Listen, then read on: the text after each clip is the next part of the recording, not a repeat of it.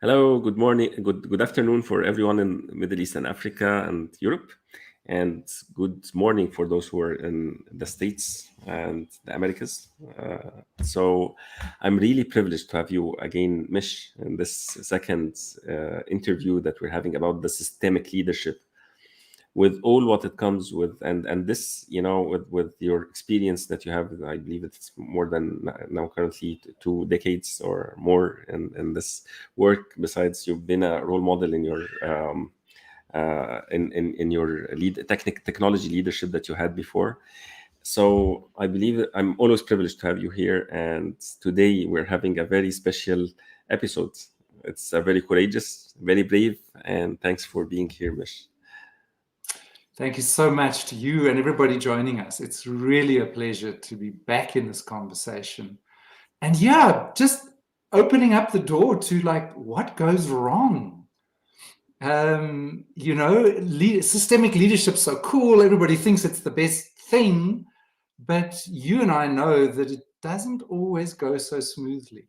So this is our chance to be open about that. Yeah, and it's really courageous, and it's not easy actually to acknowledge or to even talk about it, but but thanks for sharing this in courage, and let's make it live and see, and even listen from our audience if they have any comments or stories they want to tell us when systemic leadership does not work, or when doesn't it's become very effective or an efficient tool for our clients to work on. So where do you like to start today, Mish? Well, I was just thinking I should kick off because you introduced me, and kick off by saying my own personal experience as a CEO where my leadership failed was that I built this business with others, but I was the CEO, and I was passionate about involving my people. And I did this for 15 years, but at the end, I had to admit that I had more been managing managers than I was leading leaders. And I kind of swallow when I say that because it's like, ooh, I don't want to admit to that. But it's the truth. And there's something about, bless you, something about the challenge of getting the business to keep going forward that had me perhaps tell people what to do more often than would have allowed them to be creative and exercise their own leadership. So I just want to kick off by saying, yes, I've done it. I've failed at this. And it's normal to fail. That's how we learn. Yeah, it's very normal actually to fail. I'm sorry for this. I'm having a common cold today, so so okay. So it's actually when you're getting it in a place where you're saying you're passionate about being democratic with your and then you found yourself managing managers. Can you elaborate about this more? Like to give us a clearer picture about how systemic work failed here. Yeah, I mean, I didn't know as much then as I do now, but I know that even back then, I was clear that my job as a leader was to help the system to be productive. But it wasn't about me having all the answers. It was about the system, and there were 100 professional IT people building software and building systems and networks and supporting users and installing complex software around the world and so on. My job was to get that human system to be productive. Where I think I failed was that I was so passionate about us getting everything done that this is the gesture. It was like the drive to get things done. And, I became a little bit more like the headmaster, checking whether you've done your homework. And I didn't really see that at the time, but looking back, that's what I own up to. And I believe systemic leadership, the vision of systemic leadership is to empower people enough that they themselves are creative and that they themselves lead. I was talking to a client this morning who's saying, my whole thing is I want my global business to be made up of relatively small units around the world, each of which is small enough to gather together and make decisions itself, so that not everything is top down from the kind of global headquarters. And that's a great systemic goal, and it's not simple.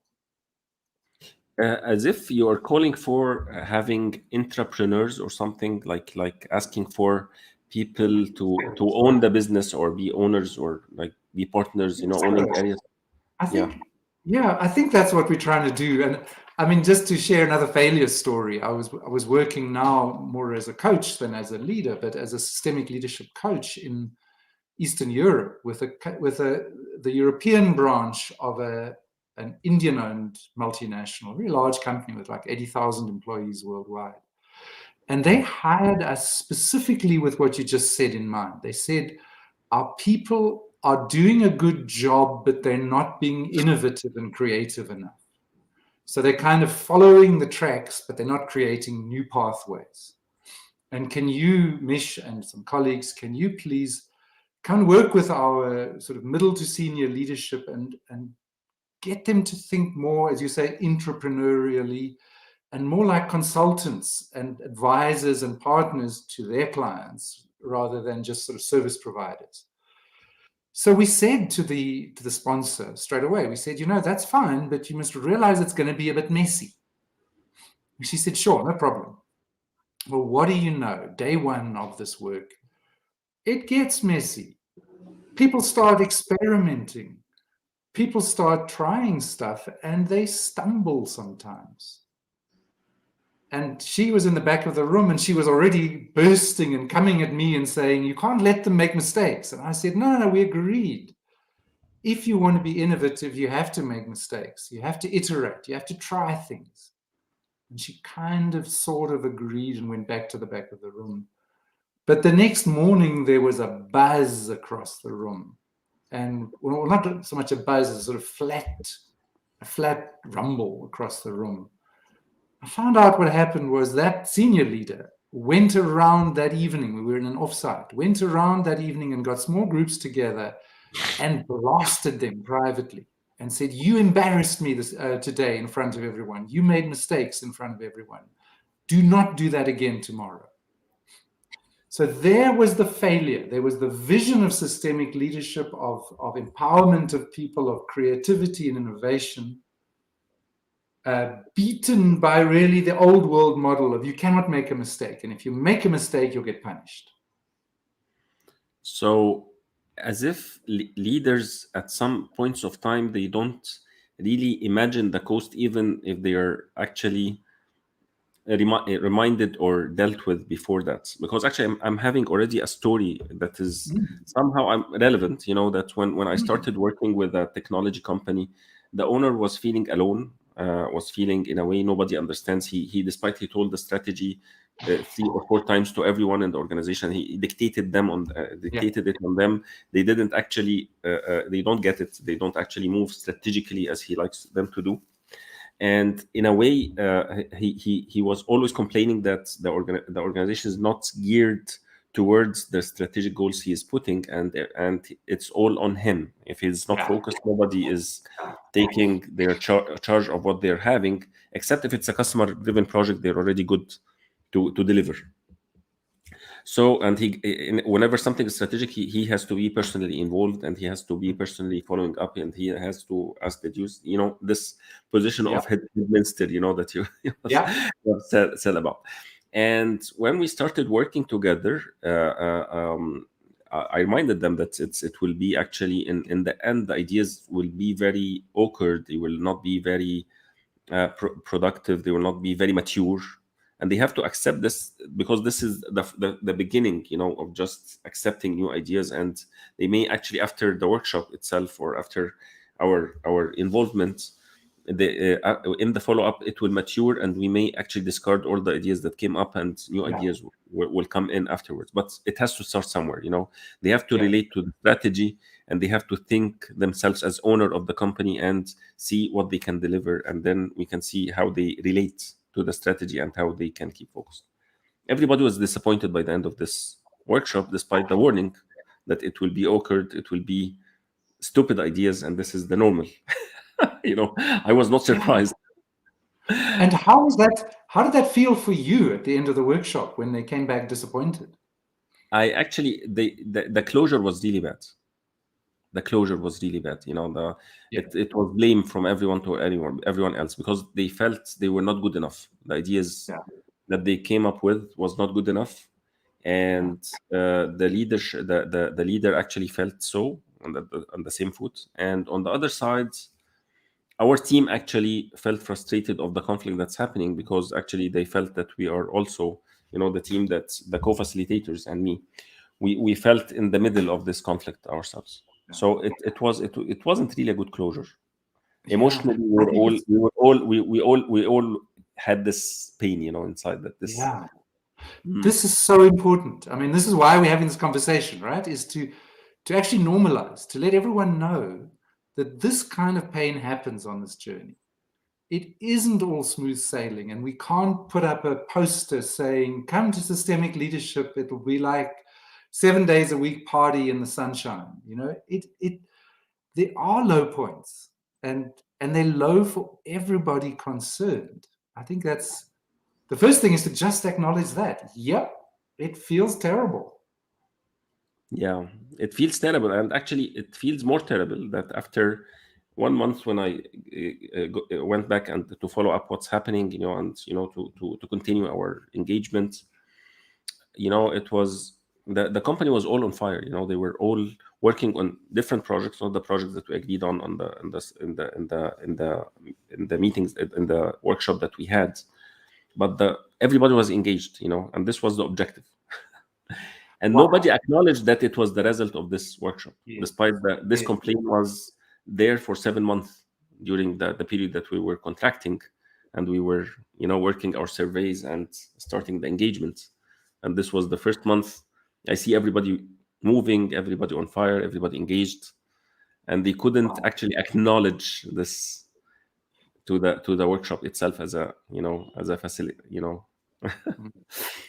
Wow, that brings up so much, doesn't it? I mean, first of all, just the U shape of any kind of really any kind of growth and development. And Otto Scharmer's got that whole U theory U that he really builds on that. But the idea that for change to happen, you kind of have to go down first and let go of some things, and then let some new things come in, and then you can start climbing up the other side. And kudos to you and your team and that leadership team for actually sitting in the fire with you all, and coming out the other side and benefiting, as you say, benefiting from the fire at the end of it all. But painful, though, that you weren't acknowledged. And I want to say, isn't that part of the systemic change we're talking about? That many of us are emerging from a sort of punitive culture where if there's silence, you should be grateful. And if you do something wrong, there will not be silence. You will be shouted at. But acknowledgement and appreciation is often not much part of the culture. And I think in some cultures, it really feels like softness and weakness if you acknowledge people. I feel like that's some of the pain that we're talking about. I feel like that's some of the change we're perhaps looking at, is like, I believe now it's possible for a human being to perform without being in pain, and for people to excel without having a whip on their backs. But I don't think this world was built that way. Mhm. I think in many ways this world was built with whips and slavery and force. And in the 21st century, we're trying to emerge from that history, but that lack of compassion, that inability to acknowledge, that kind of in the moment frustration without seeing the point of it, those are all part of our legacy, I think. Yeah, it's very true, Mish. And actually, I see that this is also something that comes in, especially when working with the tech industry. That it's we always, tech leaders mostly look at the deficiencies and where the problem is to fix. Yes. And when the problem is fixed, that's my work, and this is what I'm paid for. So I don't need an acknowledgement to do it. Right. They don't. It's very rare to find somebody in the tech industry who acknowledges progress, improvement, because it's something. It's part of their nature. It's part of the system. Yes. As if you're. They grew up on whose law was it? Moore's law or whatever, the one about the doubling of processor capacity every year or something. You know, they grew up with that idea of continuous progress. Yeah. So it's most of the tech leaders are actually very very into this. This is something systemically I see in the technology leadership. It's very rare Yes. when you can find someone who really acknowledges Yes. emotionally the others, you know, and actually Yes. puts. And Hmm. and what I think you're speaking to, Sharaf, is this idea of holding the mirror up to the system. And you Yeah. just did that now, to just Mhm. say, look, this is how your system is. It has a preference for the solvable. And are all issues, and then that then creates the possibility of having the conversation is, are all the issues in our world solvable by simple technological changes? I think in 2021, everybody will know that there are big things like pandemics that are not solvable or haven't yet been solved. Yeah. And there are big mysteries about how the way we work with diversity that have not been solved and don't yield to technology.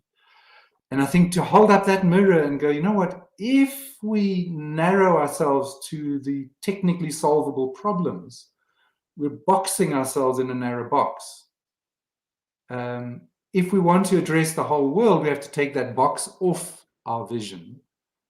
And it's going to be uncomfortable, just like your team and just like my experience as a CEO and my clients' experience in Europe. It's uncomfortable when you take off the box of the solvable and the linear and the logical, and you allow yourself to see the whole system, much of which is quite messy.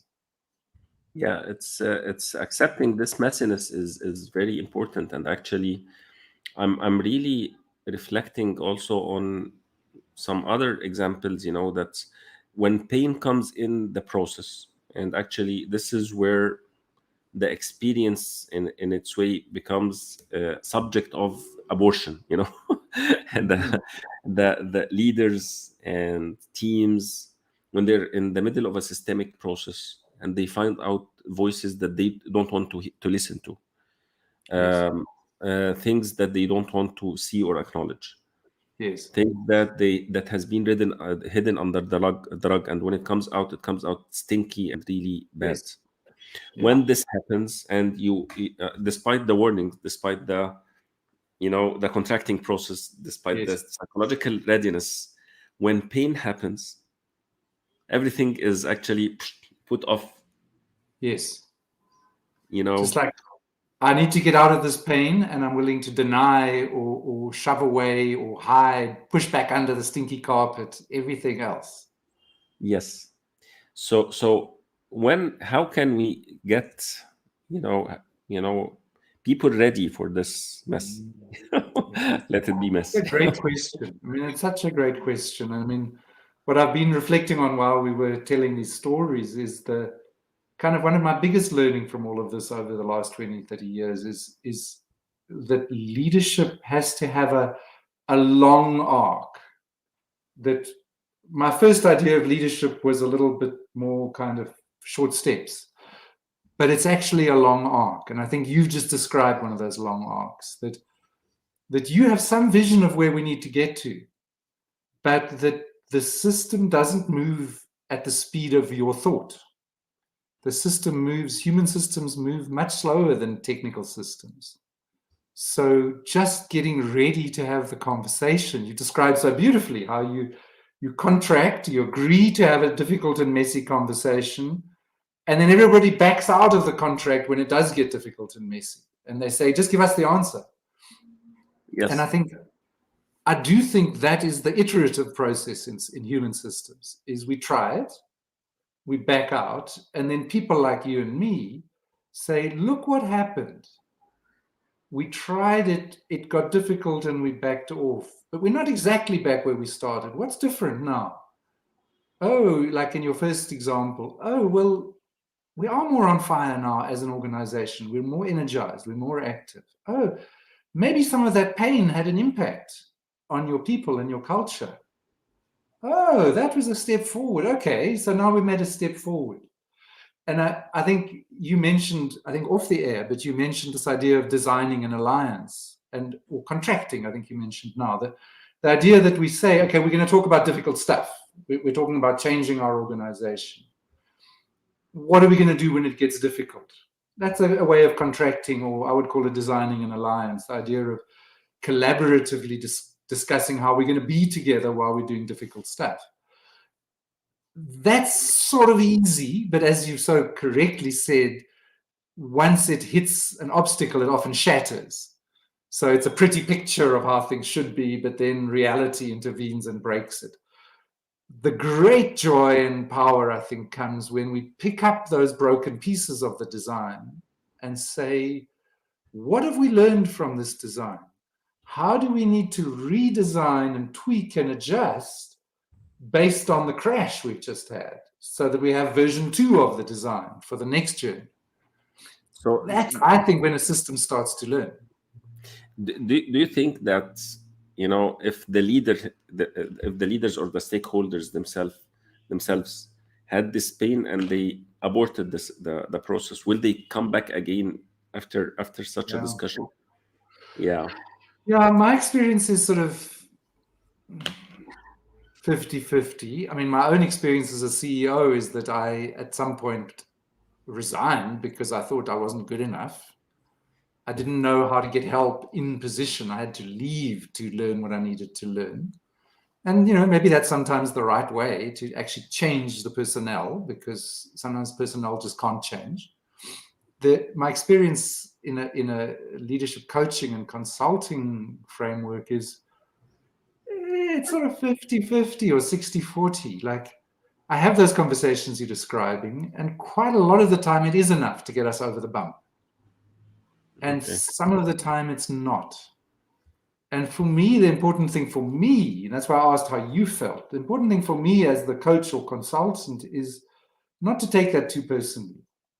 To go, okay, we're tackling the big stuff of the 21st century here. We should expect some failure. Just like we're telling our clients to expect failure, you and I should expect failure as well. So when we hit the hard stuff with our clients and they fire us, that's normal. It's like you said, I'm in pain. Let me get rid of the thing that's causing pain, even if it takes me back 20 years. Let me just get away from the pain. Let me deny the illness rather than taking treatment. Human beings do that all the time. So for me, we have to practice what we preach and go, yep, we'll win some and we'll lose some. Wow. So that's courageous. So I don't know if it's courageous or it's just the facts of life, you know. You know, it's in that's courageous, because actually what I have seen actually is that people tend to actually be nice with each other, you know. Such painful emotions when they are provoked in the workplace, especially with nice leaders, you know, and leaders who actually like to work with conflicts in a very decent manner, with a linear process, that actually where emotions are not actually acknowledged. In most of the systems that we have, emotions are not actually really acknowledged in the workplace. So in a way,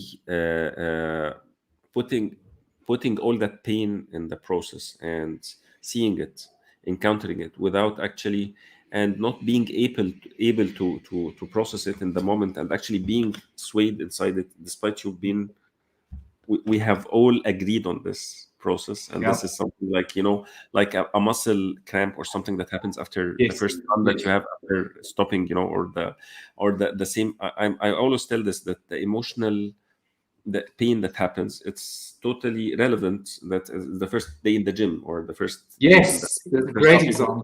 Yes, you know, it will not be nice, and it may let you sit at home, you know, for 1 or 2 days. You couldn't even go out of bed, but you will continue because you want this pain to shape you up.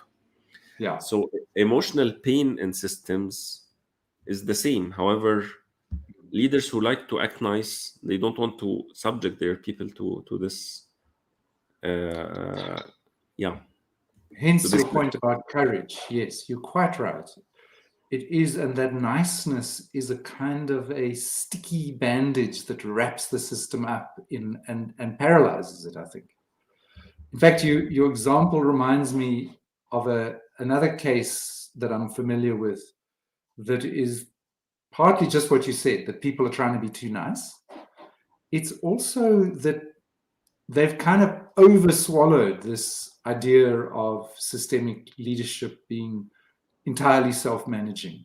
So there's a myth in the organization that we're completely self-managing and everyone is equal.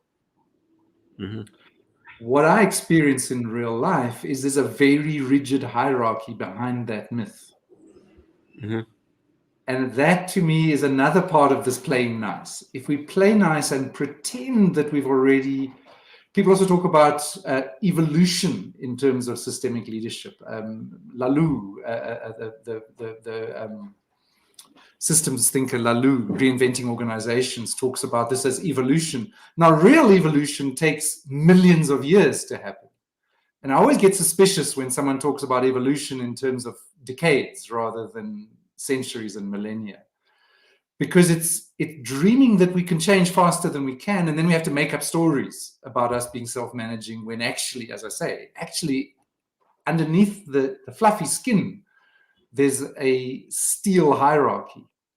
And that, I think, sometimes puts systemic leadership backwards. It's another kind of failure when we pretend to be more democratic than we are. So I want to be careful about claiming easy victories with systemic leadership. I want to be careful about pretending, because I also think I've also seen in that same system how individuals in the organization also create the hierarchy. It's not just that there are evil monsters at the top who are creating the hierarchy. It's that the ordinary people lower down sort of say, well, what would the boss say? So they put the boss on the pedestal, even if the boss is trying to be more democratic. Human beings. So for me, it comes back to, I think, something we said at the beginning of our first episode, that leadership is some kind of balance between giving direction, because people want it, and in fact, it's useful, and holding the space for all voices to be heard and for everyone to contribute to that direction. So for me, it's a messy message. It's not an absolutist message. It's a message that says we have to have a bit of direction giving and we have to have a bit of space making. Yeah, that's really I really love how you put it. And actually, when you talked about these hierarchies that are behind, the nice fluffy, systemic leadership that we are promoting our business to be or something, I recall these, social networks, that's inside the workplace that actually sometimes act in favor or against, the okay that can act in favor or against the organization leadership. Yes. And I believe actually they played lots of roles to make things happen or unhappen. Yes. Yes. Yeah. And just that awareness is again part of the systemic development that we need to celebrate. Just like we celebrated the system becoming aware that pain is part of the pathway, rather like your gym story. You're also saying when the system becomes aware of the power of the system to either impede progress or facilitate progress, that's also part of systems becoming self-aware. And once they're self-aware, then they have some ability to actually redesign themselves and take conscious action. So when that in this moment of awareness to allow systems to redesign themselves, this is a really, glorious moment.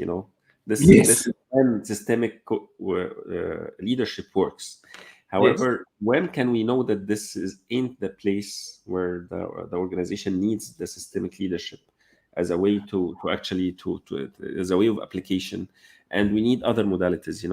When can we say that this we are not yet there? Right. When do we back up on our clients and Yeah. tell them that this is not the right modality? We'll offer you something else. Yeah. I mean, I think it's a great question, and it certainly isn't a simple answer to it. I quite like Margaret Wheatley's stuff about ground conditions for change, where she says everybody should have input into a change, and everybody should know how their input will be used in order for decisions to be made.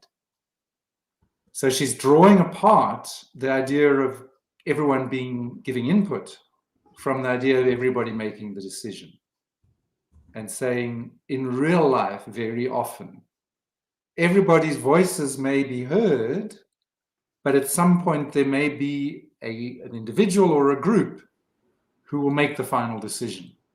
And that's just pragmatic, I think, you know. If you and I and 10 of our friends and 15 of our uncles and aunties and cousins want to go away for a picnic, lunch, if we ask everyone where to go, we might get 15 different ideas. And if we vote, we might get 10 different opinions about which one of those is best. At some point, a decision has to be made. And if we try to get perfect consensus, we'll probably never have lunch. It'll probably be dinner or breakfast tomorrow by the time we've decided.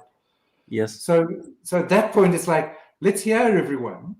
And then let's have, you know, Sharaf, whoever, somebody, the auntie, you decide where we go. You've heard all the voices. Somebody now decide. Let's all agree to follow that decision. It's not pretty. It's not absolute perfect democracy, but it's kind of pragmatic. Yeah, it is. It is. And actually, this was a discussion I had with one awesome leader who has a footprint here in the technology industry in Egypt. He says that our culture is tough, and I know the cost of what the choices I made for the culture. But democracy, even in democratic countries, is taken each and 4 years. You go to vote who will represent you in different layers. You know, you only have 1/10 each 4 years. So I allow everybody to speak and we listen. But when we take a decision, everybody has to follow the decision. It's not democratic anymore. Until the next time we take a new democratic, you know, vote or something like that. So in a way, it's a choice, you know, when they actually, and people there actually may find out that maybe the first decision was not the best decision, but they all follow until completion, and they improve whatever they can across the process. But it's not democratic anymore, you know. You just move. I think what you're pointing at there as well is the power of making a decision and learning from it. Yeah. And I think that then means that in our organizational design, we need to have some kind of levels, so that at whatever level I'm at, I get to make some decisions and stand or fall by those decisions so that I learn. But if I'm fairly junior, you don't want me deciding about the next $1 billion acquisition, because if I make a mistake with that, it's going to cost us $2 billion and we can't afford that. But to let me make the $1,000 decisions or the $10,000 decisions and get those wrong, that's a good investment in my learning. Yeah. So like graduating this. Yeah. That's amazing, Mish. I really love how today is going, and we crossed the 30 minutes, you know, that we have for the interview, and I don't feel the time. I don't sense the time each and every time we speak. So how do you want to conclude today's episode? You know, after we had this. Yeah. I guess with the acknowledgement that we are sort of sharing the nested nature of this. We're talking about our own experiences in the real world as leaders and as coaches, and our clients' experiences of the messiness of systemic leadership. And that is echoing into our practice as coaches and consultants with like, yep, and it's messy for us too. And if we want our clients to be courageous, we need to be courageous too. Wow, that's profound, super profound. I really love it. If you want our clients to be courageous, we have to be courageous too. That's amazing. Thank you, Mish. I really appreciate it. So if we are going to continue this discussion, what in systemic leadership would you like to talk about next time? I wonder. Maybe someone's going to write to us and give us that idea. Maybe you and I are going to cook it up. I don't have it. It hasn't emerged from this conversation yet. but this is the work of our time, so there's more work to be done. Yeah, I'm seeing, this the reinventing organizations, the Frederick Laloux, and talking about the evolutions of the systemic leadership. Would you like to talk about the evolution of systemic leadership? Would this be a topic you like to talk about? Possibly. I have to admit that I'm not an expert on Laloux's thing. A lot of people I know are inspired by him, and I've got his book, but it was a bit heavy when I started reading it. I was like, I want to be practical in my life. That's my thing. Yeah. So maybe can we give ourselves a little bit of space to make a decision about it? Yeah. Okay. So let's consider this and other things also, and I'm sure of this. So when do you promise for another episode with us, inshallah, Mish? End of November, would that work for you? That's amazing. Yes. So let's announce the dates after we finish the episode. So thank you, Mish. Okay. It was a real pleasure having you today with us in this amazing episode about systemic leadership and when does it not work, with our clients, and how we went through this. It was amazing. It was very vulnerable and courageous. Thank you for this courageous episode that I really feel very much inspired by everything that was said in it. So thank you, and I hope always a pleasure to collaborate. Thank you. Thank you. And for those who want to give us some fresh ideas on the next episode, what it would be, just put some comments on the video and we will look at it, or send me or Mish directly. Okay. That would be lovely. Thank you, we love your ideas. And thanks for those who are watching us now. Okay. Bye-bye. Bye.